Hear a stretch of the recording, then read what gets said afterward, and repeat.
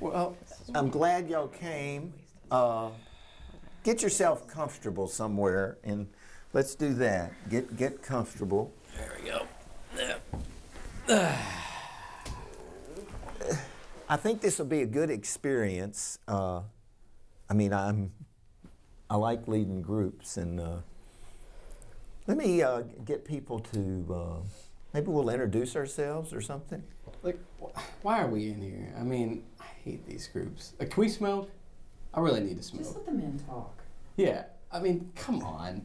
Every single time we run these daggone groups, we're never allowed to smoke. Joe, you can leave and go smoke. I mean, you can't smoke in here. Good. I'm not telling you to leave. Well, can I get credit for still being here? Well, yeah, if you're going to All go right, smoke, good, are you yeah. coming back? Yeah, maybe. Okay.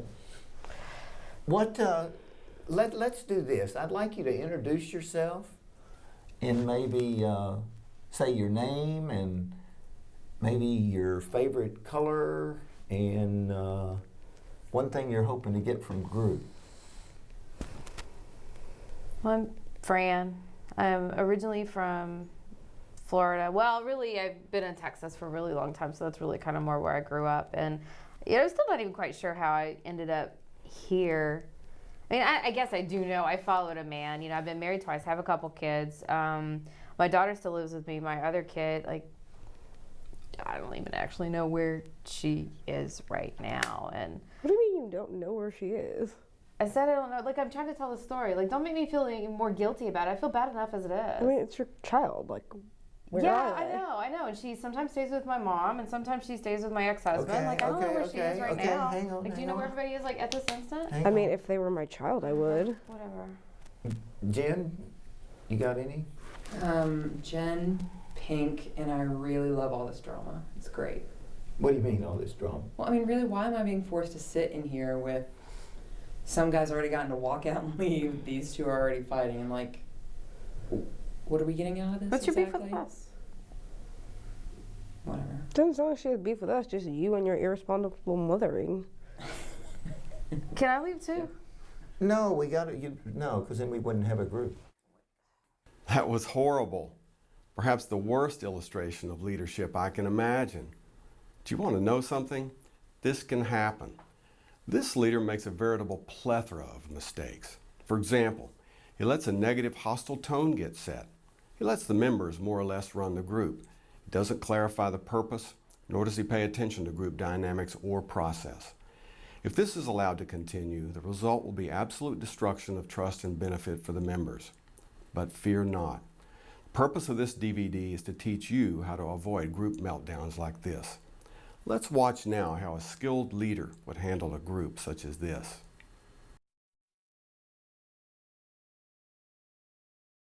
Let me get us started by saying something. Morgan, first, maybe if you'll finish up with that. Oh, okay. If this group could be a good experience for you, and think about that, what would it take for this to be a good experience? For us to be able to smoke. Yeah, unfortunately, you can't. Just let him talk. Yeah, that's okay. No, I don't mind Joe saying that. You're Joe, right? Yeah. Okay. I don't mind that. If it could be a good experience, what would it take? Think about that. Because we're going to spend an hour and a half, and we're going to do this twice a week. What would it take to make this a good experience where you'd say, I'm learning something? Not to be a waste of time. Okay. A lot of these have been, a lot of these have just been a waste of time in the past. A lot of groups have been a waste of time. I've heard that. I believe that. I've watched people lead these groups that are a waste of time. I don't try to lead any group that's a waste of time. What would make it a good group for you? Morgan, if it was a good group, what would make it good? I mean, I don't know. I just feel like sometimes I get in here and people just say stupid stuff, and it's So if chaotic I cut off stupid stuff and try to make it meaningful, yeah, that would help. JP, what would? Yeah, a lot of times it's like we come in here and it's just sort of we chit chat for a little while and maybe we'll do a little worksheet or something, but it's not like anything really happens. Okay, let me tell you why I think that happens. I think a lot of leaders don't take it deep enough, and it is just chit chat. So one of the things I'm gonna do is try to make this a meaningful experience. Jen, what would make it a good experience for you? I mean, what you just said, I think that would be really helpful if we could get to some real stuff. But I Would think y'all it's- like to do that? Would you? Joe, what about you guys? It's just going to take all of us getting together. And I don't think we're doing that. Well, I don't think we're there yet. Yeah. I don't know. I've been in and out of this program for a while now, and I never get a whole bunch out of these groups. If there's something that you could get out of it, you think about what that might be, okay? You think about that. So we can do something. Let's talk about this for a second. If we, this week, what's been a good thing that's happened this week and what's been a not good thing? And then we'll start there and then we'll build from there. That was much better. The leader had the members sit in an organized manner, made sure a positive tone was set, cut off hostile members, stated the purpose, and he guided the group in regards to that purpose. Hello and welcome to this in-depth and practical demonstration of the book, Group Counseling Strategies and Skills. I'm Dr. Riley Harville, one of the co-authors, and I'll be serving primarily as the narrator. And with me in this exciting endeavor is my friend and former mentor, Dr. Ed Jacobs of West Virginia University. Ed will provide expert demonstrations throughout the DVD series. Also joining us is Dr. Bob Mason, who is providing content expertise. And joining Ed as a group leader and providing a different style of leadership is Dr. Chris Schimmel, also of West Virginia University. In addition, 4 other leaders will appear periodically, including Eric, Heidi, Liz, and Joe. The reason for having different leaders instead of just one throughout the entire DVD series is we want to emphasize leadership skills, and we hope you'll benefit from seeing a variety of leaders implementing the skills and techniques found in our book. And lest we forget the role play group members that have graciously volunteered to help us, all have studied under Dr. Jacobs and Dr. Schimmel at WVU. Thank you all for helping. Without you, this training DVD would not be possible. Our primary mission in this companion DVD is to teach you an active style of leadership, a style that utilizes the specific skills and techniques that we discuss throughout our book. In fact, we've designed this DVD to correspond with the book chapters so that you can both read and watch before trying the skills yourself.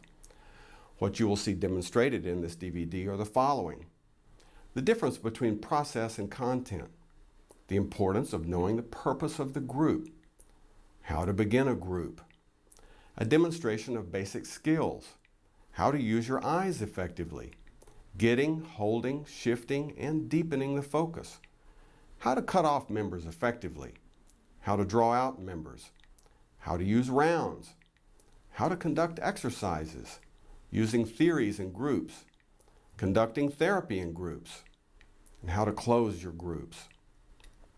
In our active style of leadership, it's the leader who takes primary responsibility for what occurs in the group.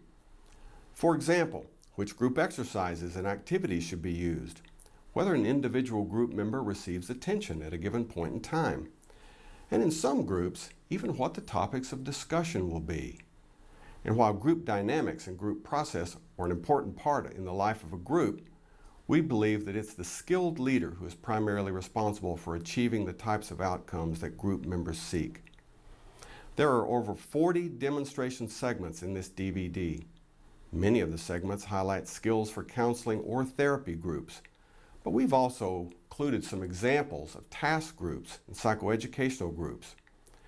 We're using fewer members and have them arranged in a horseshoe fashion rather than in a circle to more easily highlight leadership skills. We do realize that many of the groups that are led have more than 4 to 6 members, and that members usually sit in a circle. I can't tell you how excited I am that we are producing this DVD.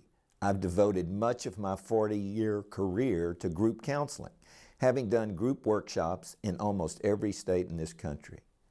We are thrilled to bring you this skills and techniques approach to group counseling. We feel certain that this DVD is going to help you further grasp what we are describing in our book.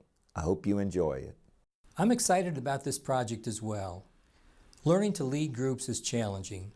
However, leading groups can be exciting and rewarding for leaders who have the skills essential to do an effective job.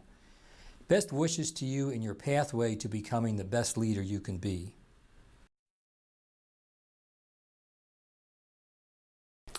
As a group leader, it's important to understand the difference between process and content. Group process refers to anything going on in the group between the members and the leader and refers to the patterns of interaction and energy exchanged. Process is about what occurs in the group and often has little to do with what is being discussed. Examples include how the members talk to one another and the leader, who talks to whom, how often each member speaks, the tone of the group, and whether members appear to trust the leader and other members. The group's level of energy, whether the discussion is lively or lethargic, somber or upbeat.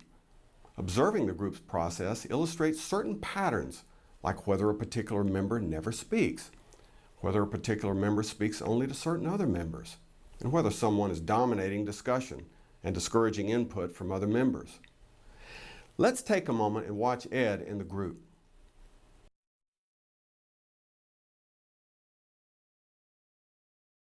In this vignette, the leader focuses on the group's process rather than its content. It's 10 minutes into the session of the group, and they've been talking about the emotional shoulds they have for themselves. Well, I have a lot of shoulds about my looks and also about how I feel my apartment should look. Well, let's do this.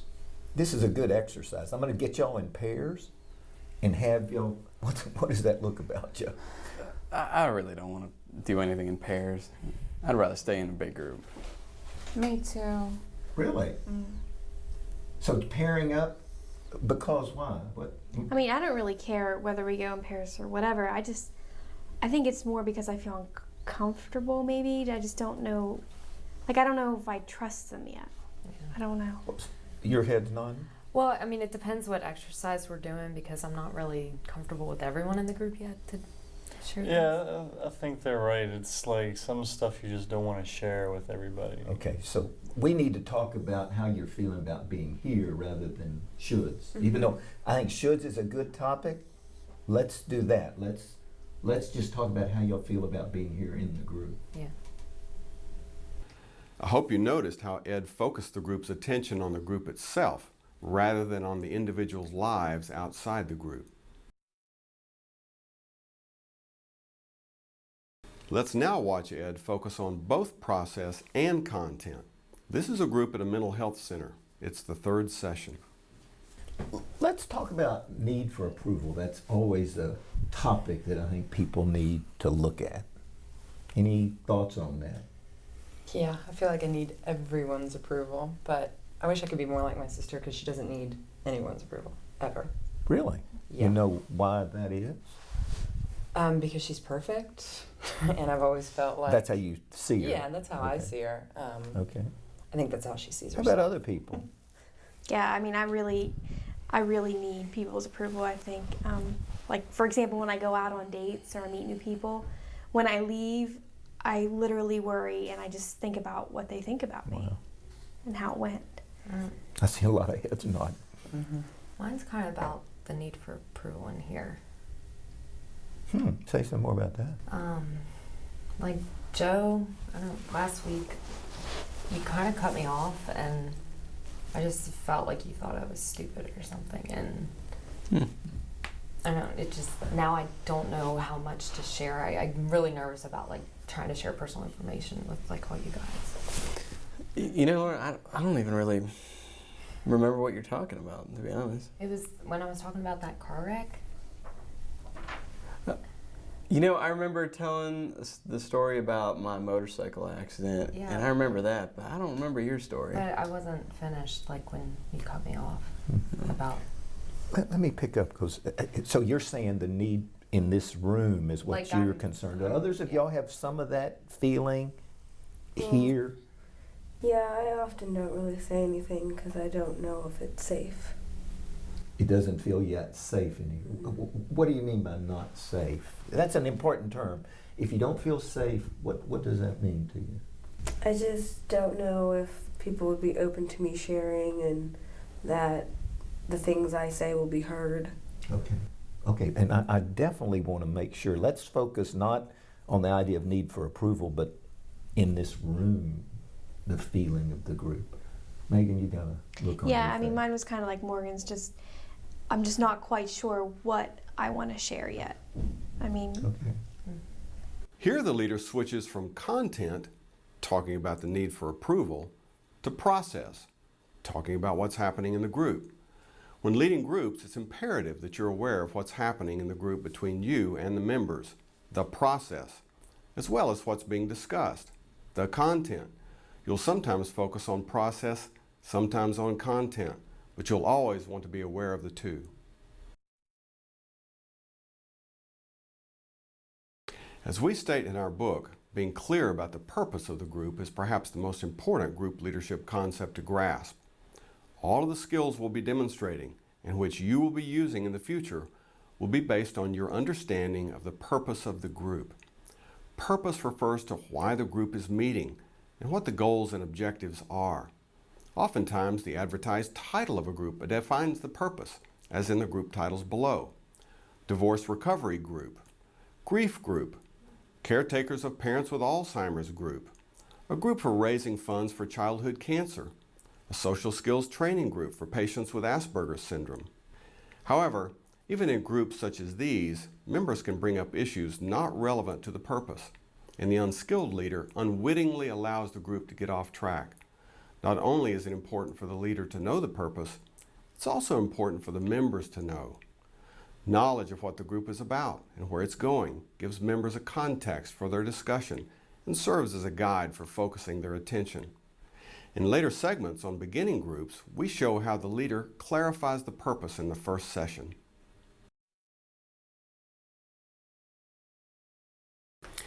We present 3 segments on clarity of purpose. In this first vignette, Chris portrays a leader who is not clear about the purpose of the group. The group is a task group that's meeting to figure out recreational facilities for teens, but ends up talking about the mayor instead. So what are some ideas that you have, ideas that we can do for teens in the community? I know you all have mentioned some things, but what are some more ideas that you have? You know, I have a 13-year-old son, and he's got to go all the way across town through traffic to get to the skate park. I would really love to see another skate park in this town. Okay, so a skate park, that would be a good idea. And a lot of our playgrounds and places where kids play sports and stuff are kind of run down. What about maybe a rec center or some place like that, a nice facility for them to go and do things like play sports? Okay, so rec center, skate park, others of you, these are good ideas for our list. I think they are really good ideas, but my one concern is I have talked to the mayor about this before, and he doesn't have any kids. I think he just does not get it. It's like I've tried to pull him aside after council meetings and bring it up to him, and he just doesn't understand the problem because he doesn't have any kids himself, so he doesn't see what the big deal is. Yeah, and well, do you remember how he handled the bus crisis? Oh my gosh. I mean, my kids were out of it for like 2 weeks. I mean, it was all messed up, and She's right about that. Yeah, aren't important to him at all. No, not at all. Not at all. As you can see, the group is unfocused and headed toward irrelevance. In these cases, nothing will be accomplished. But next, let's watch Chris bring the group back into focus through her clarity on the group's purpose. It's the same task group as in the previous example.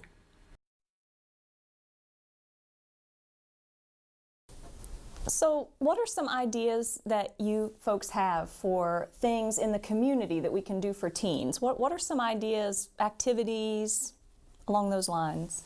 You know, I would really love to see another skate park in this town. I mean, the one we have right now is on the outskirts of town, and people in my community just can't get to it without going through a lot of traffic. So a skate park, okay. And a lot of our playgrounds are run down. Like kids have nowhere to go to play basketball or just hang out. And what about a rec center or some kind of nice facility like that for them to go and do that Okay, sort of thing? so a rec center, a skate park, I think those are great ideas for our list to give to City Council. I think those would be great ideas. What about others of you? You know, I would love to see those kinds of things happen, but as long as we have this mayor in office, I just don't see it happening. I mean, I don't think he gets it. Like, he doesn't have any kids. He doesn't Fran, understand what it's like. Yeah, let me stop you for a second because I know there's some frustration in the community with city leadership right now, but we have such a limited amount of time. Let's stay to this topic, developing a list of ideas, and I think we've heard some great ideas. Skate park, rec center. What about others of you? Ideas for teens in the community? I like the idea of a rec center. Mm-hmm. While what Chris did may seem relatively simple, it's vitally important. Keeping members clear on the purpose of the group helps in both channeling the overall discussion as well as honing individual group members' comments. Let's watch again as Chris demonstrates clarity of purpose.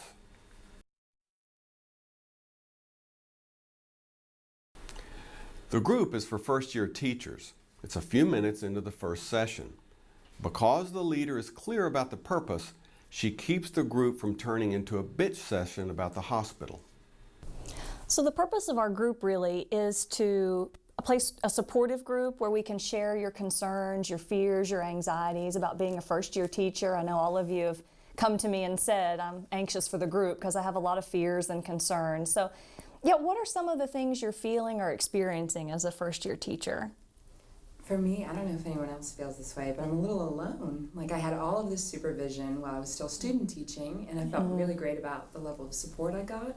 But now I feel like I'm sitting in this room alone, and I have kids most of the time, and then it's all you. When I don't have kids, it's just me. All yeah, yeah. I see a lot of head shaking on that. What about others of you? I kind of feel the same way too, and on top of that, I always tired at like this last 2 periods of the class. You're exhausted at the end of the day.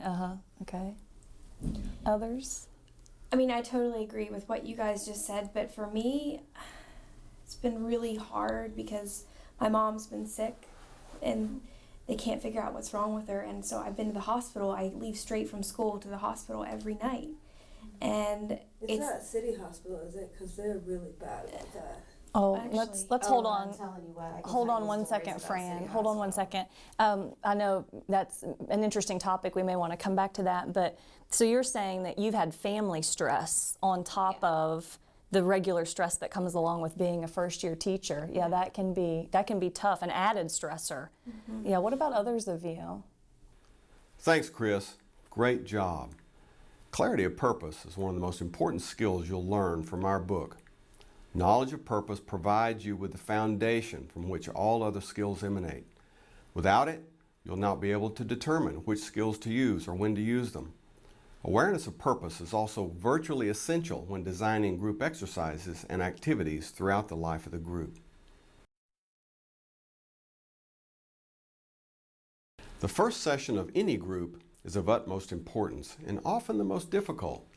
The leader has many different dynamics and logistics to manage, including helping members get acquainted, setting a positive tone, clarifying the purpose of the group, explaining the leader's role, explaining how the group will be conducted, addressing questions, facilitating interactions between members, helping members verbalize expectations, and closing the first session. That's a lot to consider.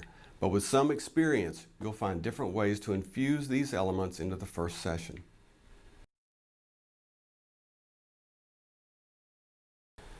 Now let's watch as Heidi opens the session. This segment demonstrates the beginning of a support group for those whose spouses are deployed. Hi everybody, my name is Heidi O'Toole, and I have been hired to facilitate this group. The military has recognized how difficult it's been on families when the spouses have been deployed. And so they hired me to run a support group for those of you that are in that situation, okay? What I'd like us to do, just first off, is go around and just give us your name, how many children you have, and who's deployed. Anybody can start if you like. I'd like to actually. I mean, I know my husband's over there right now, but I don't know about this whole war thing. I mean, I know that we're all here to talk about our spouses. Let me go ahead and let me just stop you right there. Okay. Why don't at first we just get you to say your name, how many children you have, and what one of your struggles are, and then we can come back and process issues that are really bothering. But let's just start by introducing ourselves. Okay. Well, I'm Lauren. We have 2 kids. They're 4 and 2. My husband's over in Afghanistan right now, and I guess the biggest struggle for me is just trying to deal with the fact if he's going to come home and try to be a single mom and all that, you know, it's really emotional. Okay, thank you. Thank you. I'm Fran. My husband is in Iraq. We have 3 kids, and I just really miss him. I mean, he's been my best friend since 7th grade. You know. Maureen? My husband's in Iraq for the second time, and we have a daughter that's 7. Okay. And your biggest struggle? Oh yeah, I'm Morgan, sorry. And the biggest struggle is not knowing when he's going to come home. They keep changing the date, so. Okay. And I see a lot of you nodding. And again, that we'll come back and talk a little bit more in depth about what your struggles are. But I just really would like us to get to know each other first. Do any of you know each other? Okay. So let's go ahead and finish the round so we can at least start there. I'm Jen, and my husband is a naval captain, so he's in the Indian Ocean right now. We have 2 boys. One is 10 and one is 8. And I think my biggest struggle is that there's really not any type of communication on a consistent basis when he's at sea. So that's really hard, and him being the captain, he's always giving those privileges to other people first. So we're not talking a lot. Okay. That can be tough. My name's JP. My wife just got deployed about a month ago, and she's going to be gone for at least a year. And we have a daughter that's 3 years old. And my biggest struggle is I just wasn't ready for this, like having to take care of our child by myself and having her over there.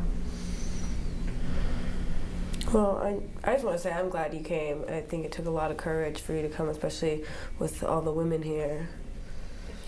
And I just want to pick up on what Morgan said. It really is. It seems as if it would be an awkward situation if we just think about JP is the only man and he is the primary caretaker of his children, and that's difficult for everyone. But it's good. I hope you find some support here. I hope that we can really work on making you feel comfortable enough to get what it is that you need from this group. Thanks, Heidi. The importance of establishing the proper atmosphere right off the bat cannot be overstressed. She made sure the group didn't turn into an anti-war discussion right in the beginning. Heidi tried to make people comfortable, especially JP, since he was the only male. And she clarified the purpose of the group and what things would probably be discussed. She also facilitated members to share something right off by doing an introduction round.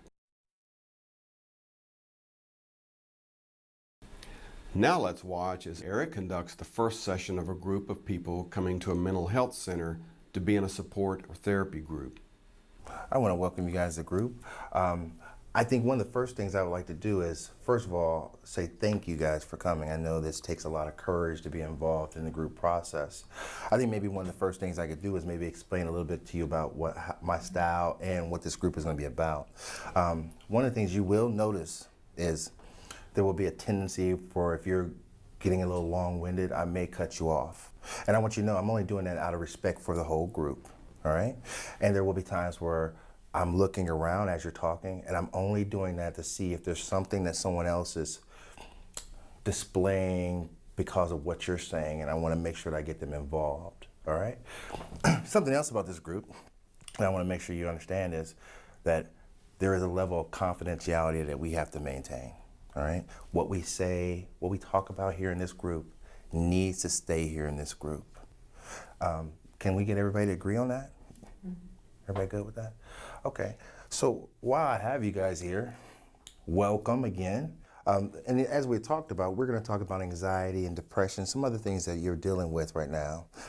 On a 1 to 10, 1 being very low level of dealing with it. 1 is more extreme. 10 is, I got it together. On a 1 to 10, where are you at dealing with what you're dealing with, and who are you? I'll start, yeah. I'm Lauren. I just worry about everything, and it's, even like small things that normal people like probably wouldn't worry about. Like my mom's in good health, but I worry about her dying all the time. Like I'll constantly call her just to make sure she's okay. And where you at? Probably about a 5. A 5? Yeah. Okay. Right in the middle. Yeah. Thank you. How about you, dear? I'm Jen. Hi, Jen. And I'm probably about a 7 actually, because I've been in groups before. I've done a lot of group work, and I really like it. I find it helpful. What is the topic area? What is the thing that you're dealing with? Usually I've dealt with my addiction in the past. Yeah. Thank you. How about you, my man? My name is JP. Hey. My therapist told me to come, and I'm not really used to being around people a whole lot, so I'm kind of uncomfortable. On a 1 to 10, where is that discomfort? Probably around like a 3, because I'm just not used to being around people. Thank you for sharing, man. I appreciate that. How about you, dear? I'm Fran, and I just get really anxious and nervous, in new situations and meeting new people. I mean, to the point that, like last week, I had to go to a doctor's office, and I was just waiting in the waiting room, and it just, I actually got up and left. I couldn't. On a 1 to 10, where would you put that? Like a 2. Okay. Yeah.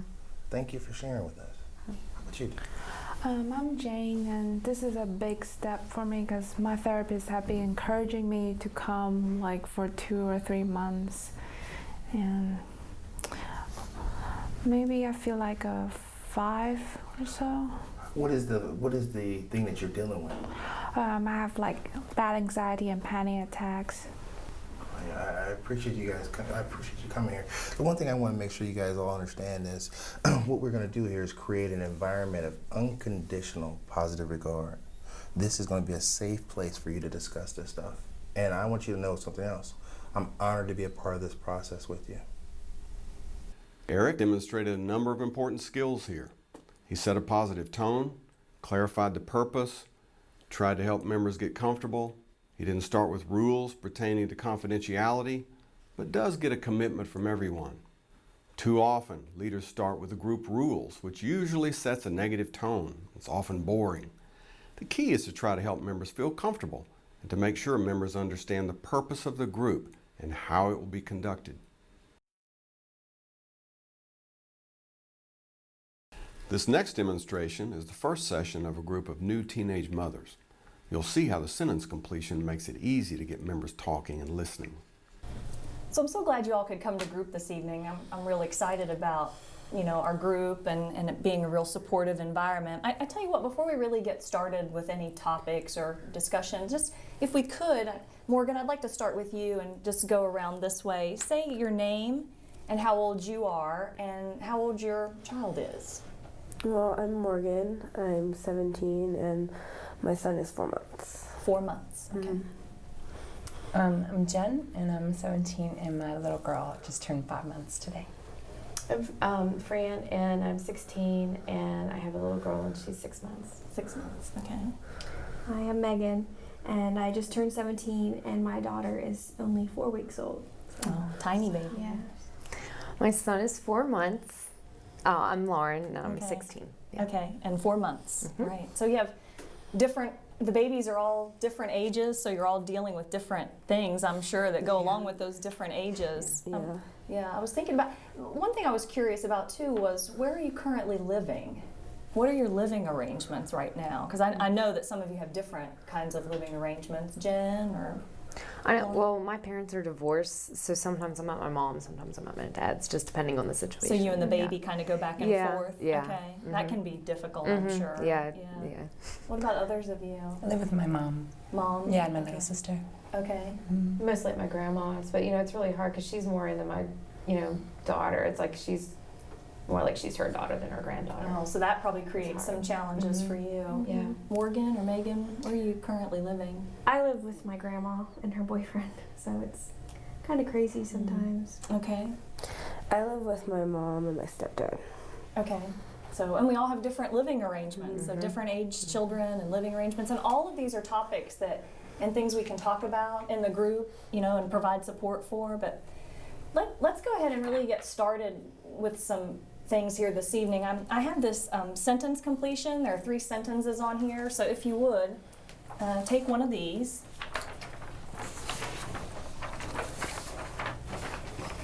And Fran, I might get you to pass those around. Thank you. Pass those over here. Okay. If you will, just take a few minutes, and you don't have to write a lot. I mean, don't feel pressured to write a whole bunch of stuff, but just, if you will, finish those 3 sentences. Just take a few minutes and do that.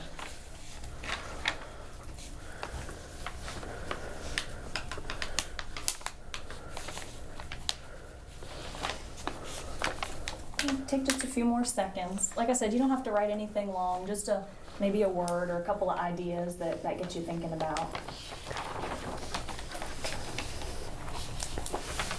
Okay? Okay. So let's look at this first one. The hardest thing about being a teen parent is? Not getting to go out anymore. Yeah. It's like, I feel like I've lost all my friends, you know? It's like even the ones that said that they would be there and be supportive, like, they're gone. I haven't seen them in months, you know? So the social piece, I see Lauren. Mine's kind of a little bit different. I'm afraid that people are going to judge me for not being a good mom because I am so young, and I think that gets emotionally hard sometimes. Okay. So there's the social aspect and relationships with friends, and then also how people view you. Okay. Others of you, the hardest thing. What is the hardest thing? I mean, mine's been all of that, but I just put the change. It's just been like my entire life has just been turned upside down. Oh, so when the next one says the biggest change for me is, you would say everything. Everything. Yeah. I don't think I could just pick one thing. It would be hard to pick just the one thing. It's like your whole life has sort of been topsy-turvy. Okay. Well, and for me, the biggest change is like I'm now responsible for another person. Like there's this little person that I have to consider in all the decisions that I make. But that, and that almost even goes into my biggest fear. It's like I'm so afraid of like being so mad at her that I start to hit her the way that my dad used to me. You know? Okay, let's maybe talk about that. After a brief introduction, Chris dove right in, knowing that the sentence completion would get members talking. There are many ways to begin, and you'll want to give thought to the opening few minutes of the first session. Sometimes it's good to use icebreakers, although many times it's better to use activities that are relevant to the overall purpose. For serious groups, such as crisis hotline training or dealing with cancer, icebreakers that are fun and cute can take the members away from the reasons they're coming to the group. We encourage all leaders to think through how to conduct the first few minutes of the first session. This next area of demonstration covers basic leadership skills, including the use of I's, linking, summarizing, clarifying, self-disclosure, and tone. Just as in individual counseling, these skills are an important part of your group leadership repertoire. Let's watch as Chris demonstrates. This is a support group for parents. It's 30 minutes into the first session. For me, I just feel like I'm really tired of trying to be super mom. You know, I'm working, I'm trying to have my career, I'm trying to raise my kids, and ultimately it's that guilt. I'm almost feeling like I didn't really want kids in the first place, so why did I even do this? I'm really glad that you said that, because I feel the same way too. You know, so emotionally exhausting just trying to take that time for myself, and I can't because you know, I feel guilty when I wish that I didn't have my kids sometimes. Yeah, I see heads nodding, and I know guilt as a parent is something that I think you're all dealing with, and it doesn't have anything to do with loving your kids, right? I think everybody has said they love their kids, but you still have this guilt at times around these parental issues. Yeah, I just feel like there's never, it's so exhausting, there's never enough time. It's like, you know, I have one kid that needs to be here and one kid that needs to be here, and on the weekends it's like I'm spending all of my time chauffeuring them back and forth, you know, and my husband and I, we have no time together anymore because either he's at a softball game here and I'm at a soccer game, or, you know, one lesson or another, and it's just we never have any time to be us anymore. Yeah, I see Morgan's agreeing. Yeah. And that's exactly where I am too, because like I feel bad if I don't go to a practice or a game or whatever, but then when I'm there, I can literally feel myself just getting, I don't know, almost angry. And I don't, you know, let me share this with you all, just because I see so many heads nodding, and I just want to tell you, you know, from someone who feels exactly the same way. I mean, I know many of you know I'm a parent, but I have a 12-year-old and he's very involved in athletics, and I used to deal with that same thing. You know, I would go to the football field and have to sit there, and, you know, it's just like I could be doing something better with my time. But you find creative things to do. I remember one year I started filming the games, you know, and there is this guilt that exists. What about others of you? I mean, or I don't know, Jane, we haven't heard from you, or Yeah, what are you feeling about, say some more about this guilt that we've all sort of experienced. Well, sometimes I just feel bad because, with my son being the only black kid on the team, sometimes I really wonder if we should move. Oh, really? Okay. I feel the same way, like we're the only Chinese family here, and I just wish that I can provide him in a multicultural environment, but with my husband working here and I have a good job here, there's no way we are going to move anytime soon. You're kind of married to this area for right now. Yeah. Here, Chris demonstrated a number of necessary basic skills, such as a caring tone, linking or tying people together, self-disclosure, summarization, and clarification. Also, she was sensitive to the diversity issues that arose. With regard to self-disclosure, it's appropriate for leaders to use disclosure to make a point or to facilitate discussion, but it's not appropriate for leaders to disclose issues that are unfinished for them. You may want to watch this segment again to be sure you picked up the many different skills that she utilized. Previously, we demonstrated how the leader uses his or her eyes as a leadership skill, and how the leader scans the group in order to read the nonverbals of the talking member, as well as how to use one's eyes as a signal to have members look at one another, as opposed to just looking at the leader. We'd like to show a couple of segments to further emphasize the importance of using your eyes. It's 30 minutes into the second session of a group at a mental health center, dealing with the topic of guilt. In this first segment, the leader does a poor job in the proper use of eyes.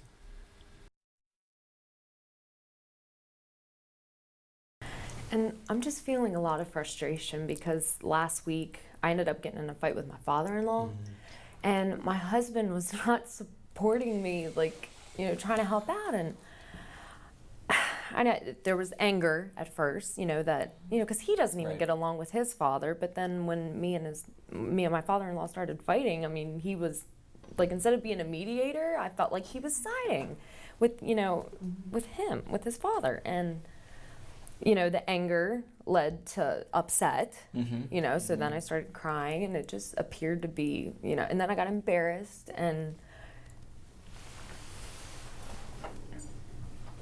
when looking only at the member who is talking, the leader doesn't pick up on the nonverbal cues of the other members. When this happens, only the talking member connects with the leader. The group in this next demonstration is the same as the previous group, but the leader is much more effective regarding the use of eyes. It's 30 minutes into the second session of a group at the mental health center, dealing with the topic of guilt.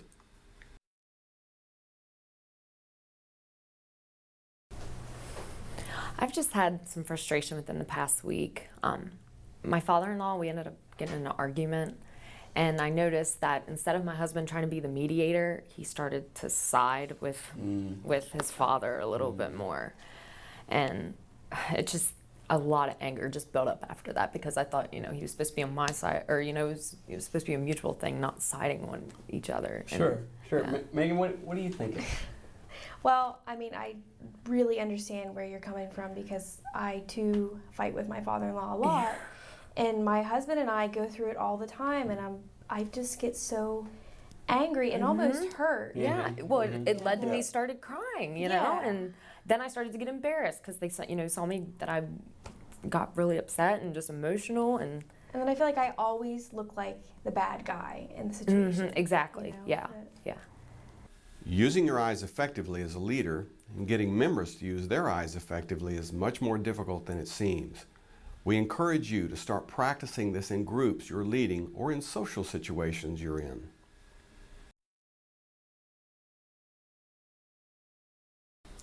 Next, let's tackle a skill that's often overlooked in the literature, yet vital for leaders in their quest to move the group along in a pointed fashion. That skill is called focus. Focus refers to the leader's knowledge of what's happening in the group and the ability to get the group to move in a unified fashion. Just as a camera lens focuses on a subject and becomes clear to the photographer, so does the group leader focus the group so that members are clear about what is to be discussed. At a given moment, the focus of any group is either on a topic, an activity, or a person. And throughout a session, the leader must establish